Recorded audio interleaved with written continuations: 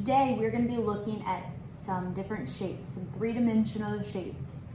The reason for this is because we're going to be looking at volume later on, and we need to understand about the bases of these three-dimensional shapes so that we are able to use the formula volume is equal to big B times H later on.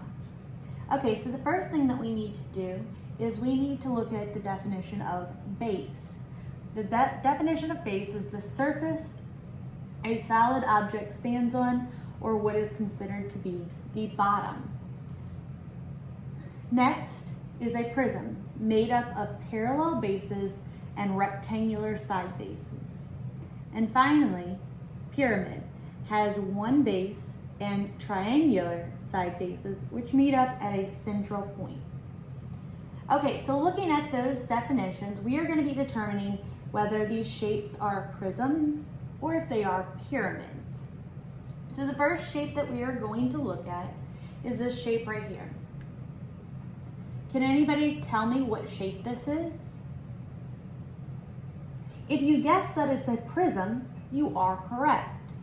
If you guess that it's a rectangle, it does have rectangular faces. However, it's a three-dimensional shape, and so three-dimensional shapes are not considered a rectangle. That is a two-dimensional shape. So this shape is a rectangular prism. So let's look at why it falls in that category of prism. Parallel bases. Okay, so if I'm looking at it like this, here's a base sitting at the bottom, and here's a base. And they are parallel to each other. They are never going to intersect. And then it has rectangular side faces. So everything on the sides are rectangles. Even though that these are actually squares, it still falls under that same category as a prism.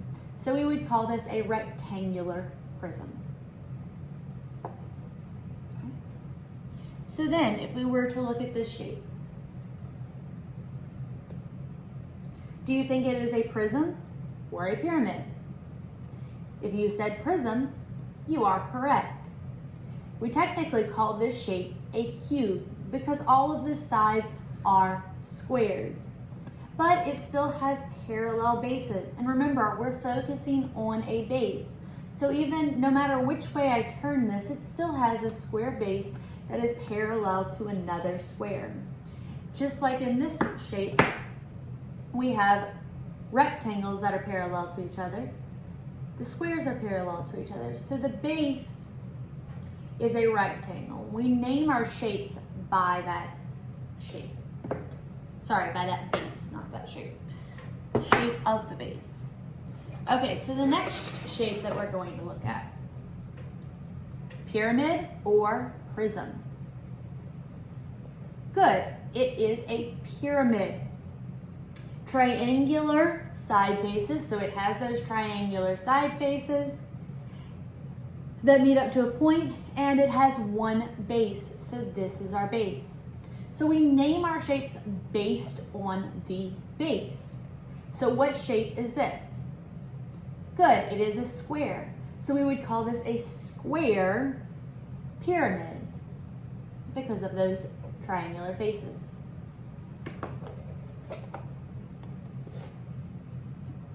So our next shape. Do you think that it is a prism or a pyramid? Good, it is a prism. So let's see why.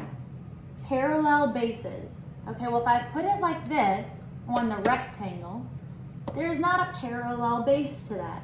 There is not another rectangle that is running parallel that won't run into it, no matter which one that I put it on as the bottom. However, if I turn it this way to have my triangle at the bottom, then I have a triangle at the top and they run parallel to where they would never run into each other. So our base of this shape, no matter which way you may see it on a worksheet or anything else, the base is a triangle. So what would we call this shape? Good, we would call it a triangular prism. Okay, so our next shape. Pyramid or prism. Good, it is a pyramid. It is coming to a point, those triangular faces are coming to a point, and then we have that one base. So this is our base, that's where our name is coming from. And so what shape do we have there? Good, that is a triangle. So what kind of shape is this? What three-dimensional shape is this? Good, it is a triangular pyramid. Okay, next shape.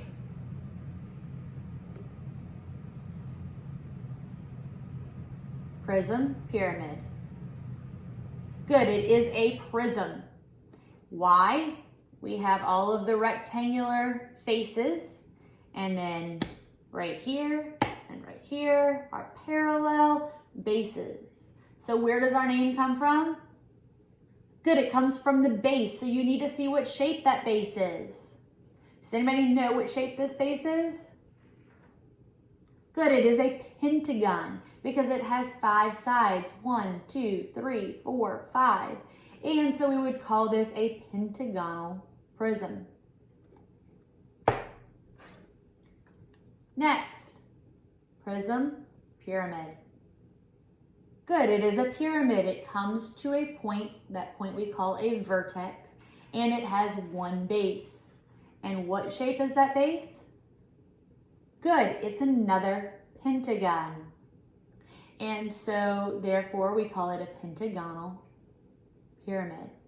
So if you're noticing, we had a pentagonal prism and a pentagonal pyramid.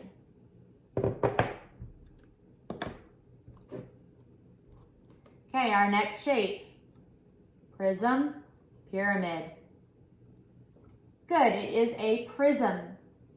It has those rectangular side faces, and then at the bottom and the top, these are our two bases that never collide. They are parallel to each other. So let's check out what shape that is so we can name this. Does anybody know what shape that is? Good, it's a hexagon. It has 6 sides. So it's a hexagonal prism. And our last shape, prism or pyramid. Good, it is a pyramid. It is coming to a point with those triangular faces, and there's that one base, and its shape is a hexagon. Awesome. And so it is a hexagonal pyramid. Okay, so that concludes all of our shapes for today that we're going to talk about. Let's look at them one more time. So we have all of our pyramids here that are coming to a point, and then all of our prisms here that have a specific shape as their base.